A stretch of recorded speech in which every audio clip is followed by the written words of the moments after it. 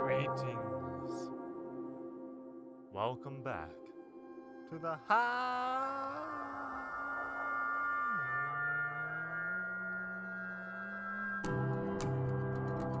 Uh-huh. It feels weird. It does feel weird, doesn't it? Huh? The metal detector hovers over the ground between the rock and the sand. I thrust my shovel into the spot, the metal scraping against the edge of the dike. Which, fine reminder, that's dike with an I. Planting my foot on the shovel's head, I drive it further into the ground, using every ounce of my strength to dig. Hold up.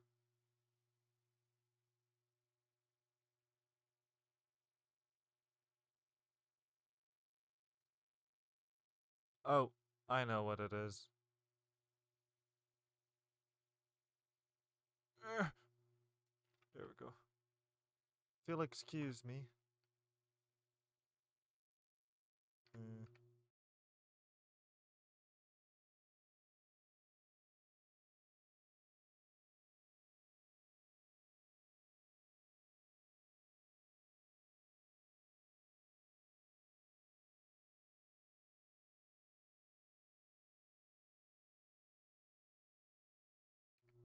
Perhaps that might help. The first load of dirt and sand unclenches from the ground, loosening the earth around it. I throw the load aside and repeat the process. Each time, it's a little easier, a little lighter. Finally, the shovel strikes something hard, sending a shocking vibration through my hand and up my entire body. Bedrock? I haven't dug that deep. Dropping to my knees, I reach my hands into the hole and brush off the remaining dirt. Marina leans in. The sound of her anxiously swallowing is barely audible over my heavy breathing. Woo!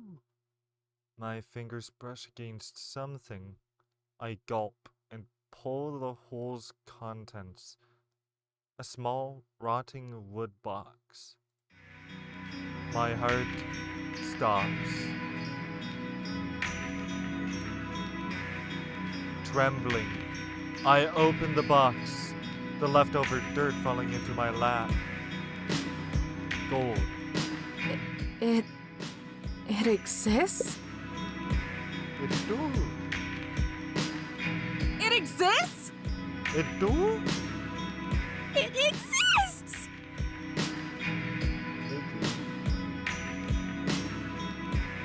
Marina. Hold up. Let's check breaths. I had a bad day. Nope, that didn't.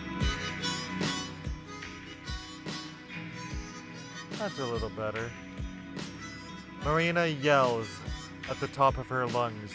A yell so loud that it bounces off the mountain, echoing to the horizon and then back again. Marina has been unleashed. Shh, not so loud. They might hear us. I don't see a shh in there. She lowers her voice to an excited whisper, channeling her energy into bouncing up and down. But it exists! I told you it did! She's right. And despite being proven wrong, I can't help but smile. Here, I thought it was gonna be some plastic treasure chest with a coupon for chocolate milk inside it, or something equally shameless and corporate. Amber! That's where that screenshot came from. My only warning is a quick gust of wind. Before I even have a chance to brace for it, I'm engulfed by Marina and her hug. What? It's real! I told you it was! I told you! I stop for a second, then smile. Yeah, you were right. It's real. Should we tell someone? What do we even do now? Honestly, I'm not sure. It's getting pretty late, though. Let's pack it up for the night. We can think about what to do in the morning. Yeah.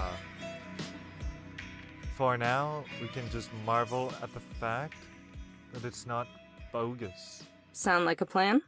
It does, but... She takes a deep, long breath, inhaling all the air around, and maybe even some of mine, then releases it all at once. It's actually really real! I hate to say it, but Marina's bit of nails against the chalkboard. Shh! Marina, quiet! They're gonna hear us. Yeah, Marina. Quit nailing the chalkboard. I mean, scratching your nails against the chalkboard.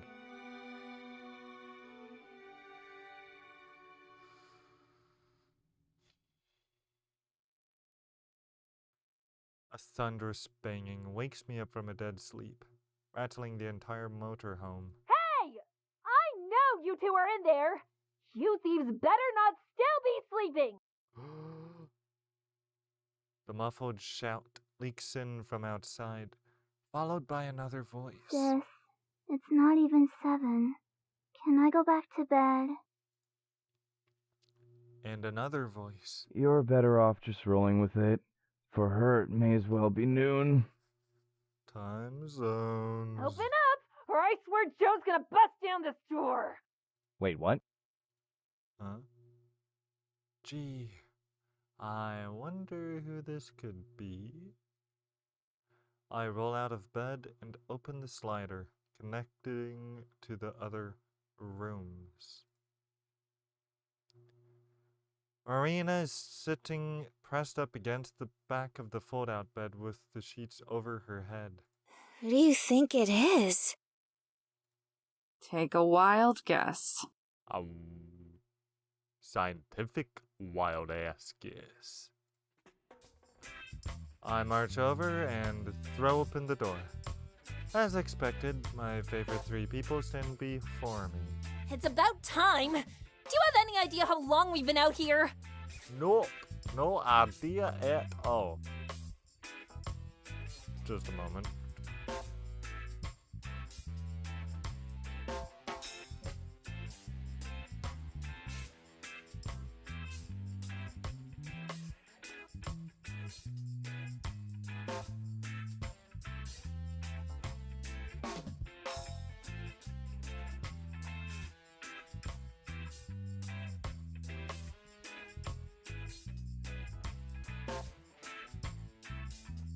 Give this a whirl. Maybe. Possibly.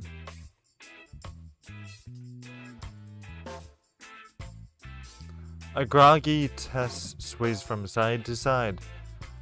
Joseph's gentle hands are the only thing preventing her from passing out on the ground. It's funny that you, of all people, would accuse us of theft. Yeah. Thieves. What else would you call what happened to my equipment? I don't know. Borrowing? You loaned it to us, remember? Totally American, considering that's borrowing and not borrowing. Correction. Joe loaned it to you. Did he? Joseph gives a tired smirk and wave.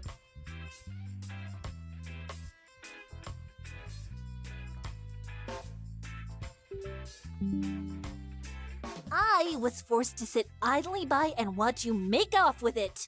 That's theft if I ever seen it. Has she seen it, though? She pushes me aside and clambers into the motorhome, followed by the other two. Looks like we're coming in. Are you? Good morning. Hey, you 3. Morning. How are you guys doing? Bad. Oh, that's Marina, right? Tired. For what it's worth, we tried stopping her. Did you, though? Mariah stomps to the middle of the motorhome, analyzing everything before releasing a loud scoff. So where's my stuff? If you don't get out of my RV in 5 seconds, it'll be shoved up your ass. Don't worry about it. You guys are great. I love that. Hey, Tess, did you hang up your new wind chime? Tess' eyes flicker with interest for all of a second, then return to their obstinate, droopy state. Uh-huh. Above my bed. Oh, right, Tess is the little one. What's up with the fold-out? You two don't sleep together? What? Yeah. Don't they sleep together? Not. Told ya. What's a little space in an RV? Damn it. Grumbling, Mariah pulls a bill from her pocket and slaps it in Joe's hand. Does that mean we get to sleep in tomorrow morning? Sure does, kiddo. Sure does. The ringleader of the circus returns to inspecting the motorhome, fiddling with the magnets on the fridge. Anyway, give me back my equipment and we'll get out of your hair. Which is a lot of hair, by the way. Come on, just let them use it. It's the least we can do after tearing apart her car. Yeah. Mariah's attention turns to the counter, topped with the open box of stunning gold nuggets from the night before. And whose fault was— What is this? Ooh, What is what? wait. Hold up. And whose— What is this? Okay, that did play out right. What is what? The thing on the counter? It almost looks like— They got on. Oh, that? Nothing. Nothing at all. That's the piece of the treasure we found. Of course, Marina had to admit to it. Ha! Yeah, right! You're kidding. Okay, they're in disbelief. Might be okay. She chuckles. She stops. She's kidding, right? I have a devious thought and crack an equally devious smile. Nope. She's telling the truth. 100%. Okay, even Amber's admitting to it. What the crap? Why would you admit to having the treasure? Couldn't you keep it a secret? I wrap my arm around Mariah and bring her close. Joseph and Tess shoot each other alarmed glances. We found it last night. With your equipment. So technically it's theirs, but technically not. It's their equipment, but they also did salvage Marina's vehicles, so... She stands there, stupefied. No! That's impossible. You're lying.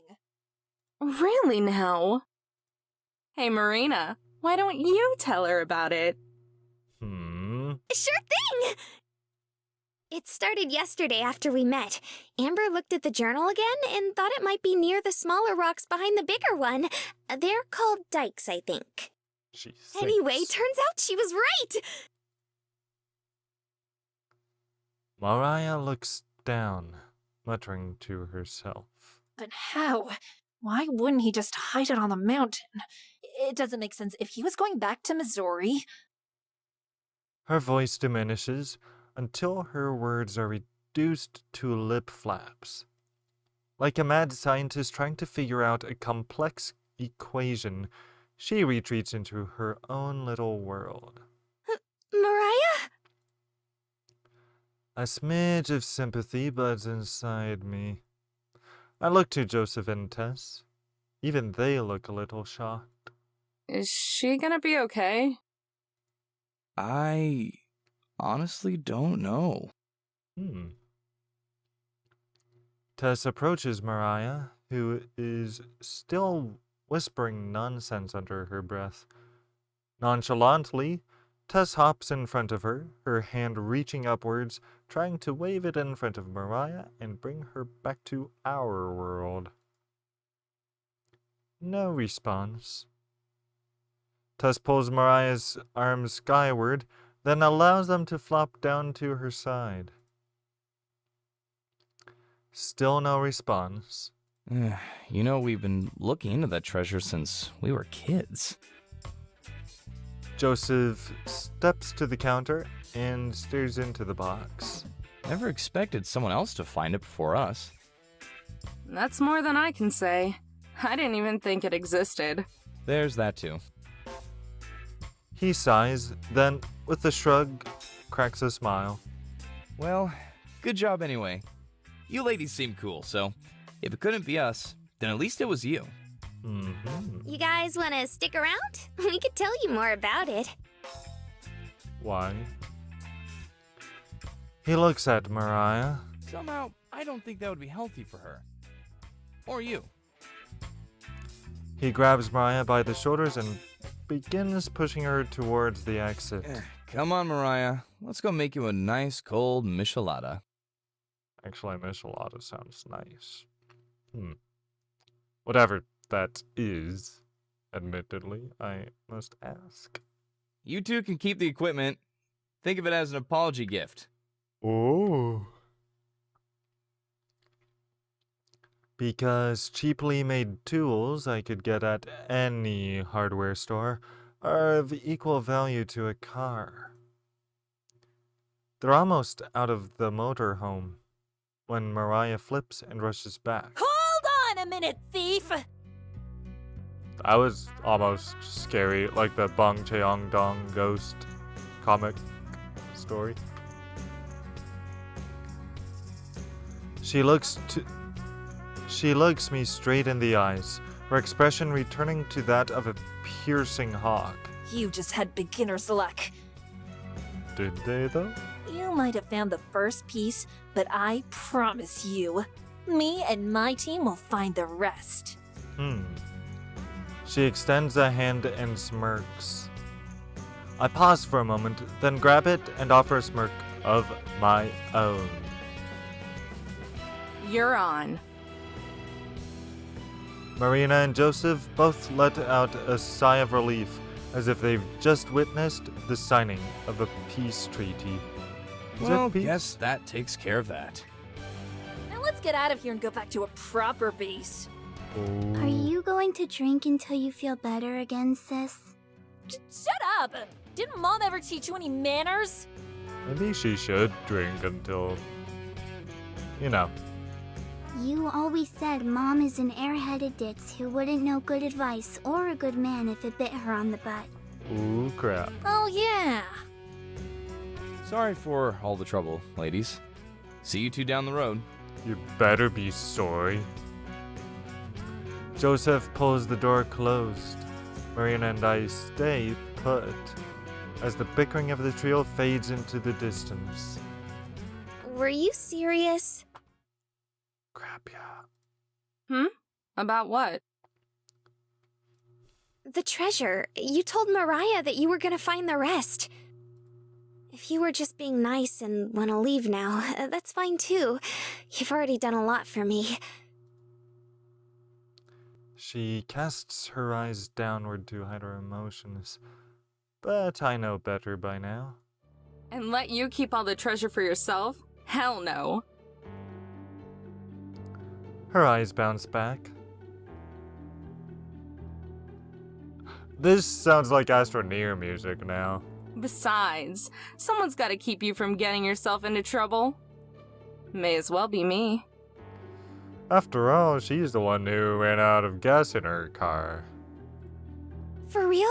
But don't you have the festival to go to? It's still a little while away. I wanted to do some sightseeing anyway. Marina launches forward. Before I can sidestep, she tackles me with the force of a gold-filled freight train. I don't even try to resist. It's futile in the grace of Marina's hugs. Thank you, thank you, thank you, thank you, thank you, thank you, thank you, thank you, thank you! Ouch. Actually, I probably owe you an apology. Yeah. Beach. She cocks her head and looks up at me. I look away, my bashful side taking over. Well, you know, I kept saying it wasn't real and stuff.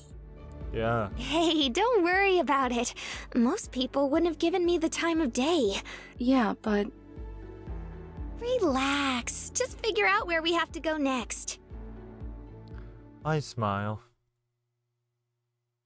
We walk to the front of the RV and take our seats. Grabbing the journal from the glove compartment, I flip it open. I glance over the second to last entry.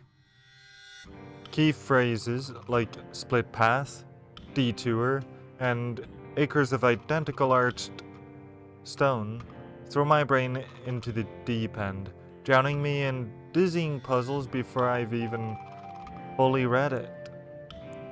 Marina peeks over, trying to decipher the entries with me. A speck of inadequacy crawls up inside me.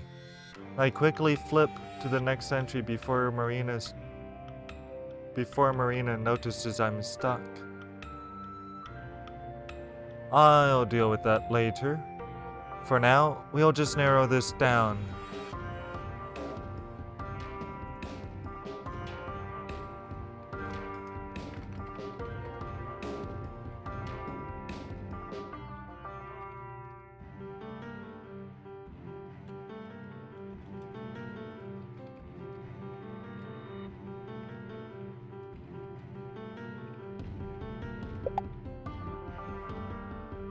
Restream support chat. Hold up. Oh. Much has happened since my last entry. Oh, wait. Much has happened since my last entry, so let me waste no time in beginning. As I mentioned previously, I had begun to develop a cough of sorts during my travels. At the time, I thought nothing of it, just a result of being overexposed to the elements. After all, a handsomely rugged and worldly man, such as myself, should be used to such things. But I digress. Unfortunately, the more I continued under the blazing sun, the more my condition worsened, till finally my body gave out. The last thing I remember is falling off my steed. Sometime later, I awoke next to a fire, with my horse nearby. I, myself, could not move, as I was held down by illness and sweat, but I was reassured by a man sitting across from me. Upon further inspection, I realized he was a native of this land. I had several encounters with people of his sort during my time on the wagon trail, so naturally I was suspicious and fearful of the remainder of my gold. However, the man said he had no interest in such things. A dry, quiet fellow, the man told me his name was Lamasi, and that I was in a canyon his people occupied, although they had been driven to a different segment of it some years back. His English was quite fluent, and when I inquired, he said he had learned from settlers as a boy. Over the next several days, Lamasi would nurse me back to health. We would never stray too far as he preferred... I think that's 2 hours in preferred? Looking after his estranged tribe for a distance, but I was able to explore portions of his home. Eventually, I stumbled upon a long-ruined home built into a cave on the side of the mountain. According to Lamasi, there are many more like it, though they originally belonged to enemies of his ancestors. It was then that I realized where I would leave the next portion of my bounty. On my last day with him, I informed Lamasi of my plans, where he casually promised to guard it for me until I returned. But before I left, he pointed me in the direction of a sacred landmark, one so giant and huge it would simultaneously be a conspicuous and inconspicuous hiding place. With that knowledge, I bid farewell to my new friend and trusted the gold in his care. Perhaps I will reward him with some of it on the return trip. You're my Lamesi, Amber. Suddenly, my chest feels like a hummingbird is fluttering around it. I shift my eyes away from her smile and hide my face. Thanks. When you strip away the circumstances, I guess I did save and protect her like that Lamasi guy did with the miner. A gorge is like a canyon, right? Marina leans in closer and points to the entry, strands of her soft hair tickling my cheek. I scoot back and power through it, taking a sharp breath to recollect myself. Basically, yeah. Marina nearly springs out of her seat in a burst of realization, her head an inch away from smacking into the ceiling. Oh my god. Does that mean we get to go to the Grand Canyon? Do we get to go to the Grand Canyon, Amber? Not unless history decides to rewrite itself. There are lots of canyons with ruins. One of them is the Grand Canyon, but most of them have been cleaned out for hundreds of years. I choke down a groan. Indian ruins aren't exactly rarities around here. Maybe that other entry wasn't so bad after all. So we're looking for a place that was still being used in the 1850s.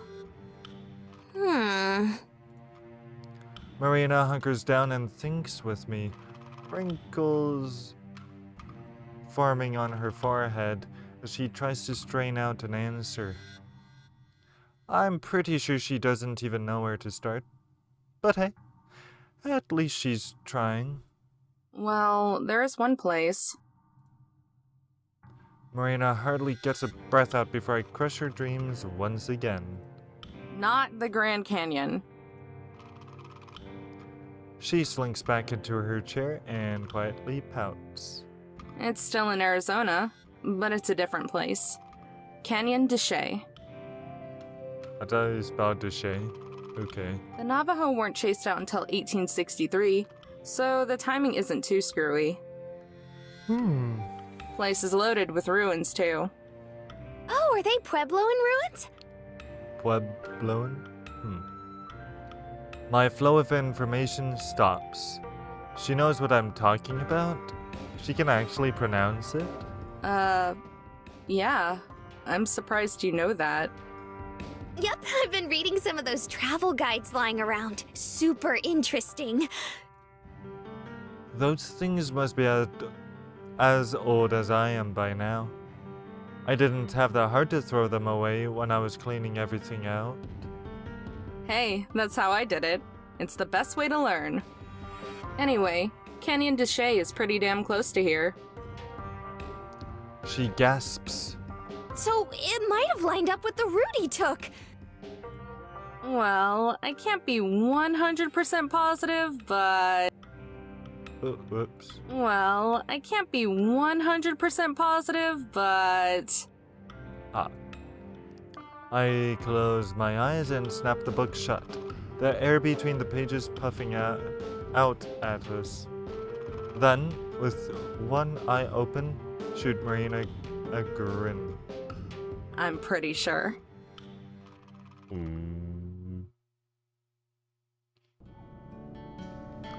Arizona's highways are infamously boring. Nothing but hills, up, down, up, down. There's nothing interesting to look at. Both sides of the road are smothered in nondescript shrubs. It's the part of the country where you just zone out and drive on autopilot. When we finally see a sign for the town of Shinley, right next to the canyon, it feels like we're approaching the promised land. Marina looks up from the book she's reading just in time to miss the sign. Was that it? Are we there yet? Nah, 40 miles to go still, so about half an hour. She makes a sound like a popped balloon and goes back to reading. We take an exit in a tiny excuse for a town. One of those places that has a gas station and a few old houses. It's like in Monopoly, where you buy up all the property you can, even though it's not that great. This is it? Marina repeats her earlier question as I slow down to turn left. Nope. Almost. I don't even know what this place is called. She makes the pop balloon noise again, but leaves the book closed. When we finally reach Shinlei, it's pretty obvious. This is the first real town we've seen in hours. The outskirts are industrial, dominated by what I assume are factories. A pair of stray dogs lope along the side of the road, hungry and lean. Marina makes a sound of sympathy, pressing her face against the glass as we pass them. Hey, Amber! We're not getting a dog. But they're so cute! And we could dress them up in a bandana and... Cats are better anyway. No way. I've never gotten why people want to dress their pets up like people. Nothing's made. 2-hour dog. It's cute. That was actually a very well voiced. Cute. Marina pouts. I figured she was just joking, but she didn't actually think I would let her get a dog, right? It seems that all is forgiven by the time I pull into a gas station. She's bouncing in her seat with her usual enthusiasm. Or maybe it's her bladder. My second guess must have been correct, because as soon as I shut off the engine, she darts out of the RV and into the store. While she does that, I feel well up. No telling when we'll see the next gas station. Could be 100 miles. And this thing drinks gasoline like a thirsty dog drinks water. By the time I finish, Marina still isn't back, so I look up and head inside. The store is devoid of other customers. It's unremarkable, with the usual selection of candy, chips, and overpriced beef jerky. I'm not hungry, just passing time. Soon Marina trots out of the bathroom, glancing around. She spots me and heads over. Want anything? Duh, let's see. What? Duh, let's see. I leave her to agonize over the candy bars while I flip through some of the travel brochures beneath the window. There are a couple about Canyon de Chelly, which is our destination just up the road.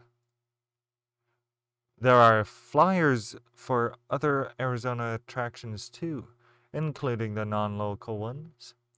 Of course, there are a few brochures for the Grand Canyon, plus a couple must-see sites in Phoenix, the capital. Speaking of Phoenix, Chester Bennington somewhere on the shirt. There's even an ad for a novelty just called The Thing in Tucson, but that's far out of our way. Okay, I'm ready. I turn around.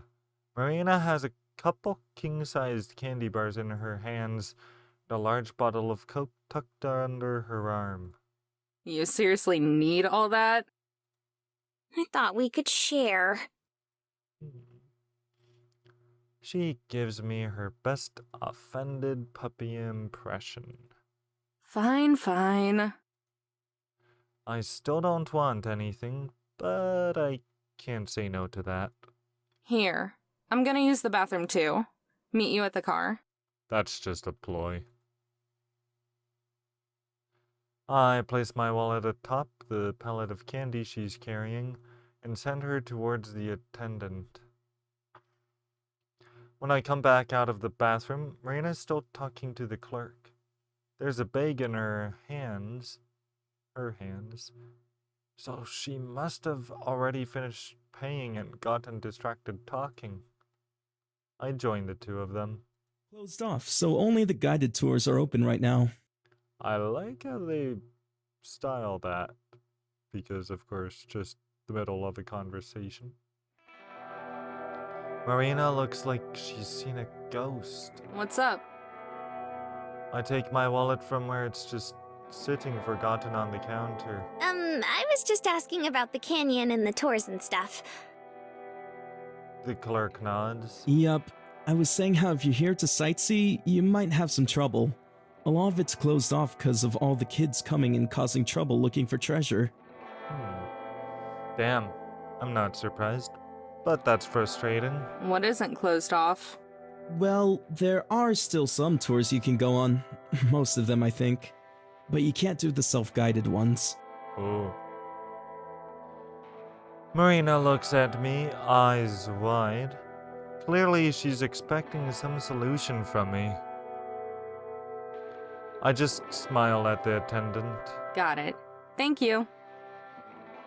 and lead a dumbstruck Marina out of the store.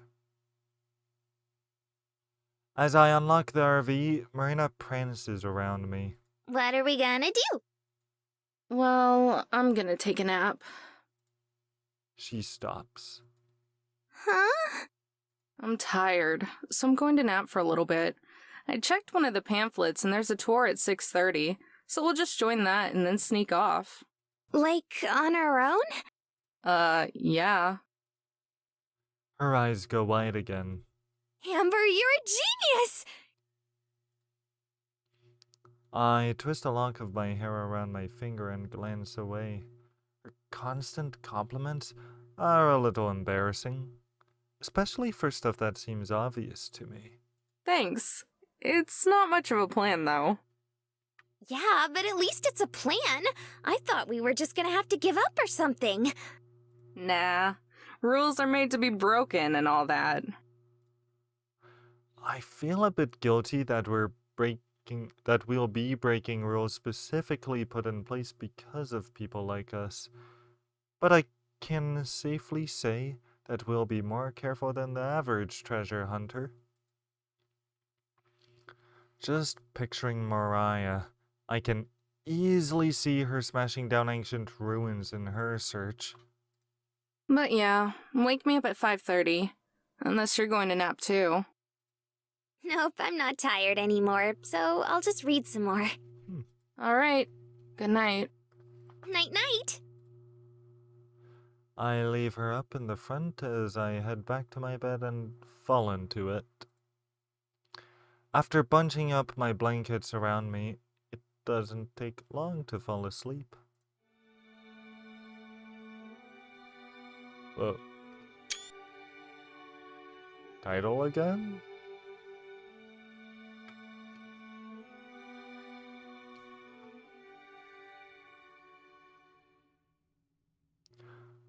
I wake up slowly, fighting to keep my eyes open.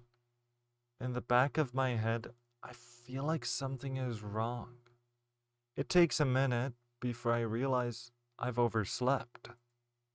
It's 5:45.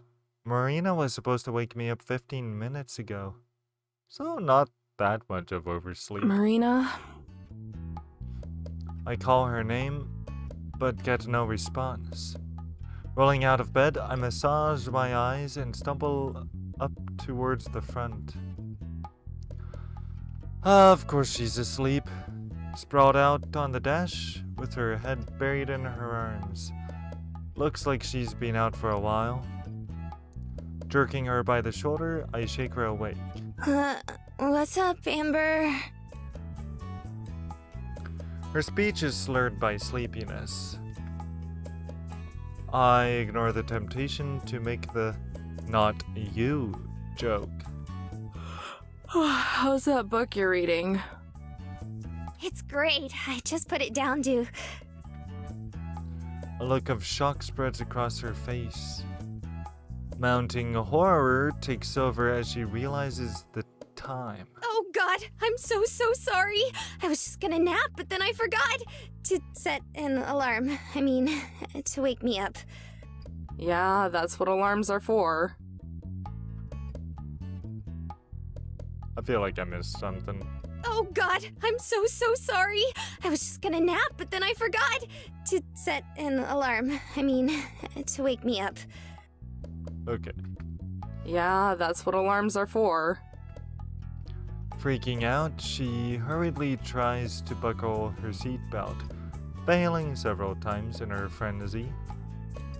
I pat her on the shoulder as I sit down, It's not even a big deal, but she's so worked up. It's cool. We're not late yet. Ready to go? Marina just nods, staring at the floor. I buckle up and turn the key. The engine roars to life and I throw it in reverse. I have to crane my neck to make sure I don't run over anyone. Really? Craning your neck for that? Road signs direct us out of town and towards the canyon. After spending so long on the highway, going down these streets with lower speed limits feels restrictive. From the corner of my eye, I watch Marina. She's being abnormally quiet.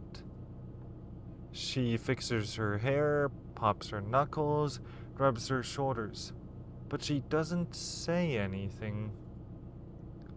Finally, I cave. What's wrong with you? Huh? What do you mean? Her tone of voice is stressed. Maybe I'm more intimidating than I think. Wrong button. You're being weird. Super quiet. Oh, I didn't know if you were mad at me or not. What, for falling asleep? Yeah? She nods. Nah, I'm not mad. Trust me, you'd know for sure if I was. Yeah? I told you it wasn't a big deal, didn't I? You promise? Yeah, I promise. Marina bounces in her seat, immediately cheerier. Okay, cool.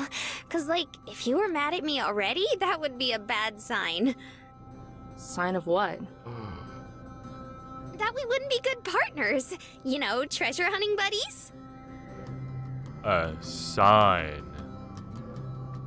Oh, we're partners now, are we? You're the sidekick, right? No way. I'm totally the main character. We're here because of me.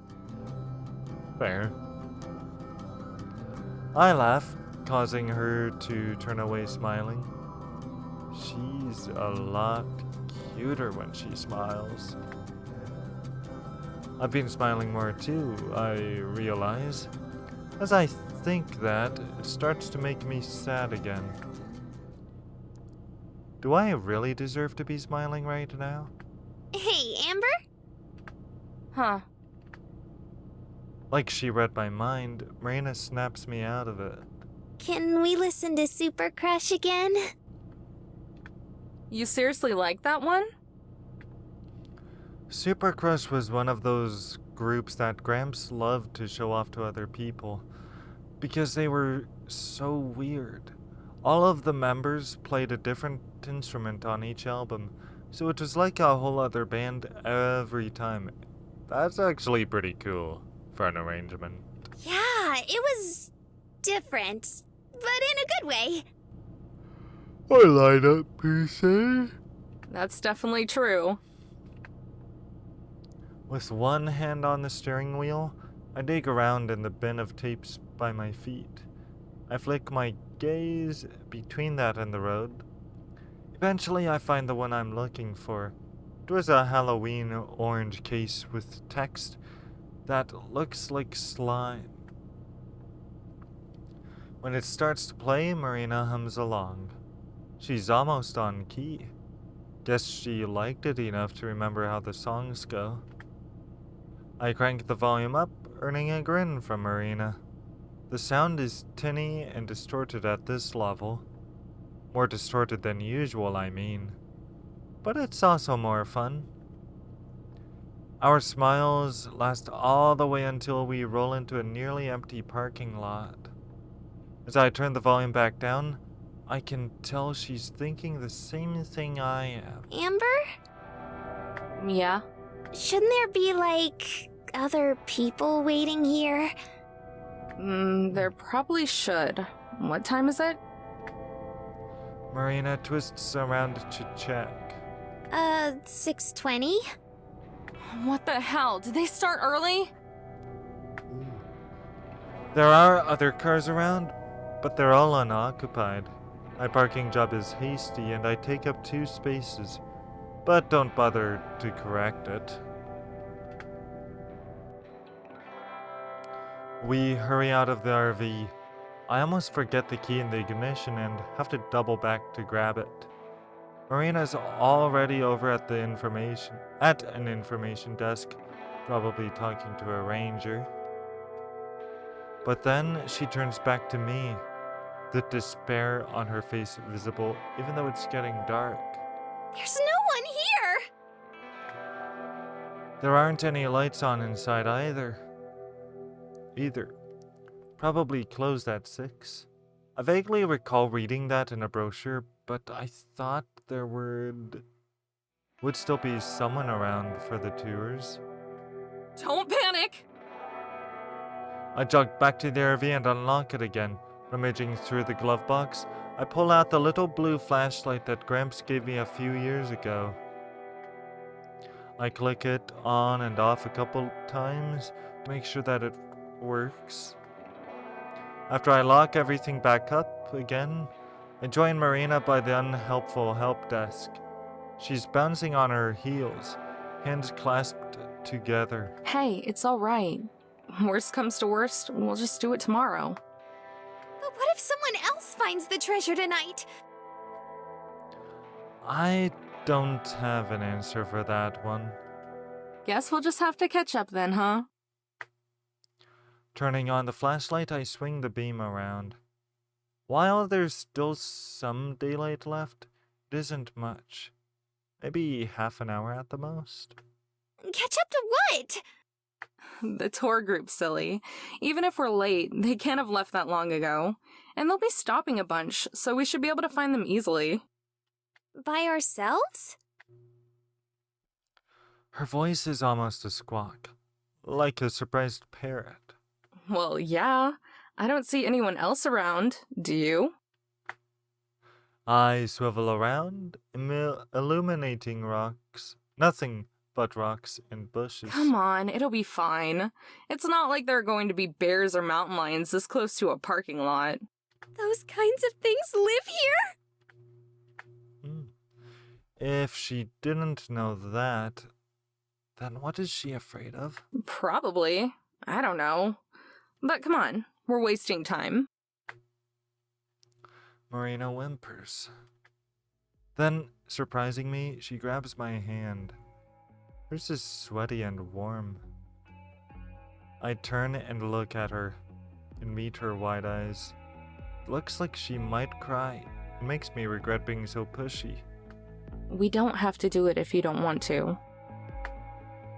She shakes her head, but clings to me like a child, her free hand buried in my clothes. If it were any brighter out, she'd see my face turn red.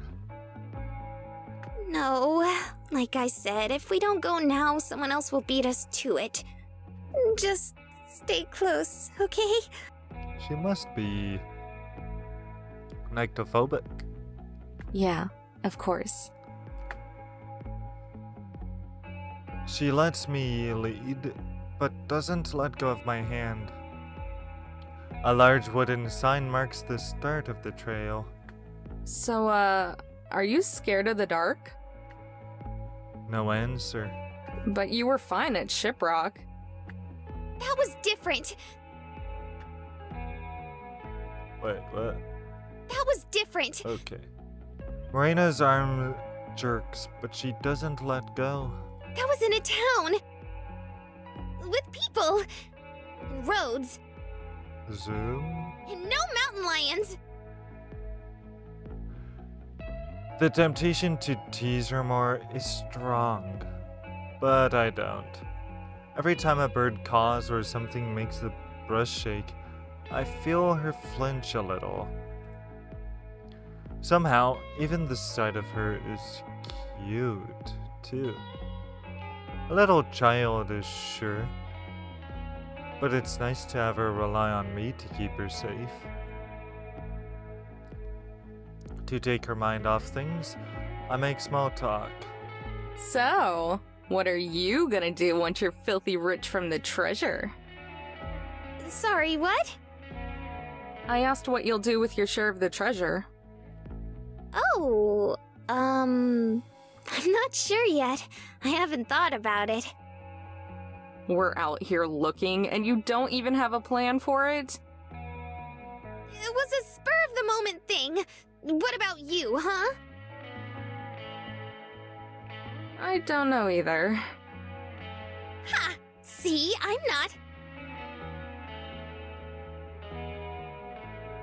Oh, Yeah, but I wasn't planning on looking for it, you know? I haven't spent as much time thinking about it. I glance behind me to see Marina stick out her tongue.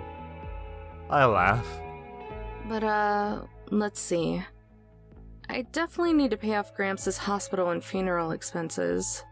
After that, I guess I should probably get the motorhome fixed up. It's not gonna break down on us or anything, but it's kind of old. Why not just buy a new one? Hell no! My response comes out snappier than I intended. It's just that it has sentimental value, you know? I'd rather keep that than buy a newer, better car. I grew up in that thing.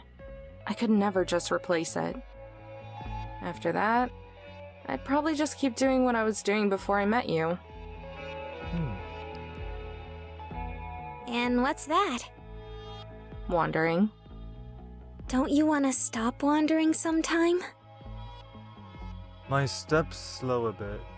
It's an innocent question, but it hits me hard. Not yet, no. I whisper it.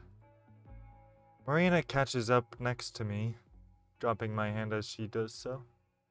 At least I'm not the only one without a goal. I poke her in the side and she squirms away a couple feet. Ow! Torque. Sounds more like torque. It's hard to stay sad around her. As we turn round a curve in the road, the tour group comes into view. Just ahead is a cluster of people, most of them armed with flashlights. It's hard to know for sure, but I can see at least a dozen different figures. The tour guide is shining his light up at the rock face, illuminating some designs on it. Everyone has their backs to us. Try to be as sneaky as possible. We want to join up without them noticing, like we've been there the whole time. If anyone notices us show up, they might notice when we leave. Yeah, I get that feeling. Why do we have to join up in the first place? I don't know how to get to the ruins we're looking for. We'll stay with the group until the tour gets there, and then we'll sneak off. Marina nods. Okay, follow my lead. And remember, be as quiet as you can. We creep forward slowly. If someone were to turn around and see us, we'd look pretty suspicious. But nobody does. The lecture on petroglyphs gets their full attention. Marina kicks a rock and I tense up, expecting that to break the spell. But we're close enough now that if it did, it might not matter. And we reach the back of the tour group without anyone noticing.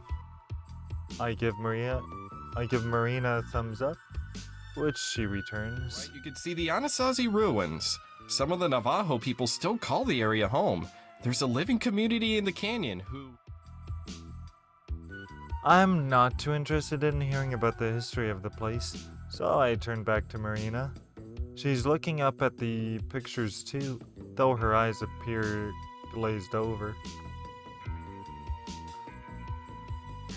When she catches me staring, she blinks and then smiles.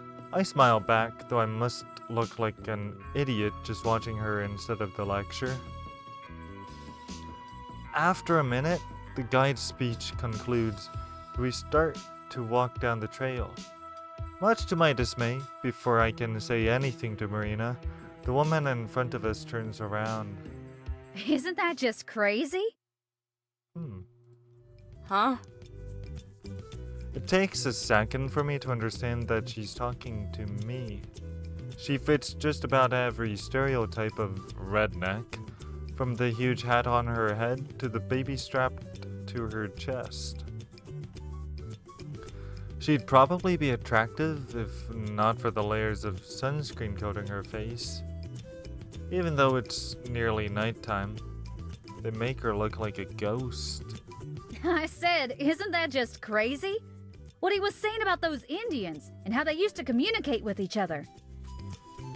Oh, yeah. Even if I had wanted to talk to her, I still have no idea what the guide had said. They were just so darn clever. Really makes you wonder how they all ended up dying out, huh? I'm pretty sure a lot of them are still alive. And like, some of them live here? In this canyon? I had heard that much at least, but apparently not everyone did. For a second, the woman looks at me like I'm crazy, but then she busts up laughing. Sorry, you're absolutely right. I was thinking of them Aztecs down in Mexico.